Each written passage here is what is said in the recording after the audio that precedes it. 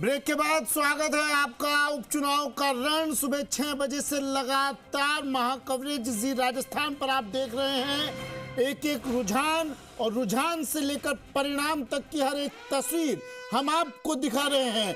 बड़ी खबर, दौसा विधानसभा उपचुनाव से जुड़ी रिकाउंटिंग की डिमांड बीजेपी ने की और इस डिमांड के बाद गोविंद सिंह डोटासरा ने कहा कितनी रिकाउंटिंग करा ले बीजेपी, जीत तो कांग्रेस की होनी थी, हो गई और जीत कांग्रेस की ही रहेगी। यहां पर जगमोहन मीणा की मांग पर अब थोड़ी देर बाद रिकाउंटिंग यहां की जाएगी। निर्वाचन विभाग ने 10 मशीनों की रिकाउंटिंग की अनुमति दी है। दोबारा मतगणना होगी 10 मशीनों की, ईवीएम की 10 ईवीएम की रिकाउंटिंग होगी और फिर उसके आधार पर फिर से परिणाम जारी किए जाएंगे।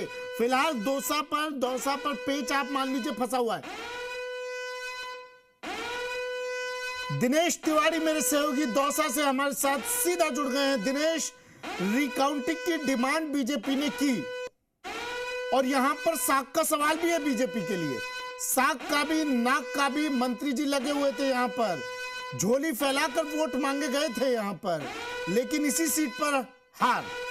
अब रिकाउंटिंग कितनी देर में शुरू होगी, क्या अपडेट दिनेश?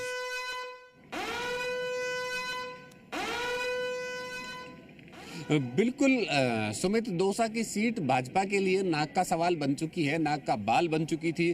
पूरी प्रदेश की 7 सीटों में उपचुनाव में अगर देखा जाए तो सबसे हॉट सीट रही है दौसा।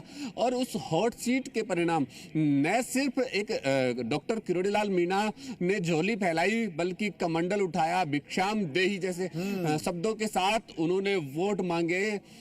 और अब कहीं ना कहीं जिस सीट को उन्होंने या पूरी भाजपा ने नाक का बाल बना लिया था, वो अपने हाथों से फिसलती हुई निकल गई, बहुत करीब से निकल गई। इसीलिए अब रिकाउंटिंग प्रक्रिया में भाजपा अंदर जाना चाह रही है या शुरू करवाना चाह रही है। भाजपा प्रत्याशी जगमोहन मीणा की डिमांड पर रिकाउंटिंग की प्रक्रिया की मांग की। हालांकि निर्वाचन विभाग ने, ऑब्जर्वर ने, जिला निर्वाचन अधिकारी ने सभी मशीनों की रिकाउंटिंग के लिए साफ शब्दों में मना किया और फिर कुछ मशीनों की, कुछ पोलिंग बूथों की काउंटिंग पर सहमति बनी और अब 10 मतदान केंद्रों की या 10 बूथों की काउंटिंग की परमिशन दे दी गई है। तमाम तैयारियां फिर से शुरू की जा रही है। कुछ देर में फिर से काउंटिंग कांग्रेस शुरू तो कह रही है होगी। दिनेश, कांग्रेस तो ये कह रही है और अभी पीसीसी चीफ गोविंद सिंह डोटासरा ने भी कहा, कांग्रेस के कई प्रवक्ता हमारे स्टूडियो में बैठे हैं, वो भी कह रहे हैं कि संसाधनों का दुरुपयोग कर रही है बीजेपी, साम दाम दंड भेद की बातें हो रही है कि बीजेपी ये तमाम काम में ले रही है। अगर रिकाउंटिंग में कुछ भी ऊंच नीच होती है, फेरबदल होता है, तो कांग्रेस तो फिर कह देगी कि संसाधनों का दुरुपयोग किया रिकाउंटिंग के जरिए।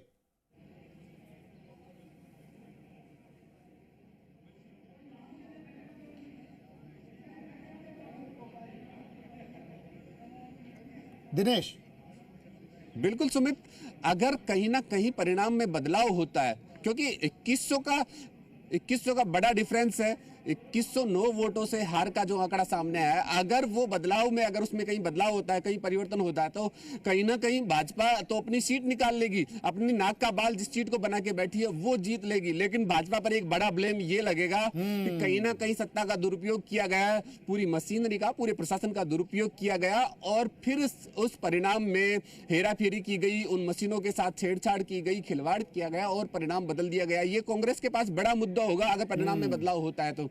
लेकिन संभवतः जो परिणाम अभी तक आए हैं, जो फासला है, जो गैप है, वो बड़ा गैप है। 2100 का एक बहुत बड़ा गैप है जो शायद भरना संभव नहीं होगा। लेकिन फिर भी भाजपा प्रत्याशी, उनके अभिकर्ताओं की संतुष्टि के लिए रिकाउंटिंग की प्रक्रिया की जा रही है। ऑब्जर्वर के निर्देश पर 10 मतदान केंद्रों की सहमति बनी और जिन मतदान केंद्रों को लेकर ये लग रहा था शायद सीधा भाजपा प्रत्याशी जगमोहन मीणा ने जो बयान दिया था बेवफाई का, शायद वो बेवफाई इन्हीं 10 मतदान केंद्रों को लेकर थी कि इनसे ज्यादा उम्मीदें थी उन्हें, यहाँ पर उन्हें 100% मतदान की उम्मीद कांग्रेस की तरफ से भी कहा था आरामदेही, जब भिक्षामदेही की बात आई थी तो कांग्रेस ने कहा था आरामदेही का जुमला छोड़ दिया था कांग्रेस ने।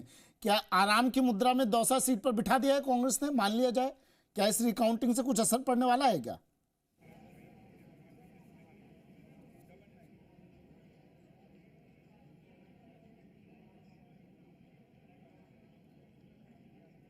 सुमित,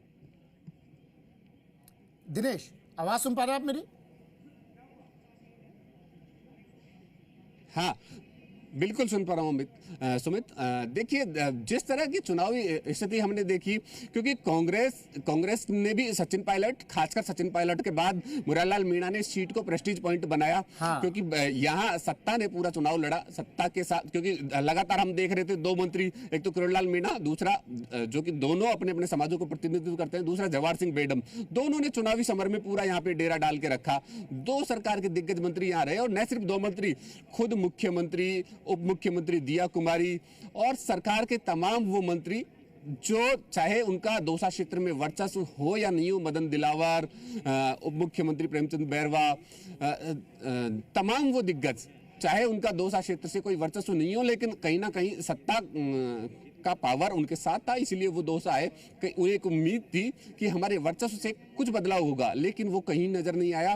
दूसरी तरफ कांग्रेस ने भी अपनी पूरी ताकत दिखाई, सचिन पायलट खुद, क्योंकि उनके वर्चस्व की सीट है, दौसा लोकसभा क्षेत्र पूरे पायलट का वर्चस्व है, तो उन्होंने इसको अपना वर्चस्व, अपना प्रेस्टीज पॉइंट बनाया, और 3 बार वो लगातार बैक टू बैक दौसा आए। मुरारलाल मीणा को सख्त हिदायत दी दौसा सीट जितवाने के लिए, और उसके बाद मुरारलाल मीणा भी, अगर अंतिम दौर देखा जाए तो पूरी तरह अग्रेसिव मोड में उन्होंने काम किया। शुरुआती दौर में वो सक्रिय थे, लेकिन जब सचिन पायलट खुद 3 बार दौरा कर चुके, पूर्व मुख्यमंत्री अशोक गहलोत दौसा पहुंचे, पीसीसी चीफ डोडासरा पहुंचे, टीकाराम जूली पहुंचे, और फिर सचिन पायलट ने जब सख्त लहजे में हिदायत दी, मुझे दौसा सीट हर हाल में चाहिए, तो फिर पूरी तरह मुरारलाल मीणा अग्रेसिव मोड में लगे। और ठीक है, मैं दिनेश में फिर से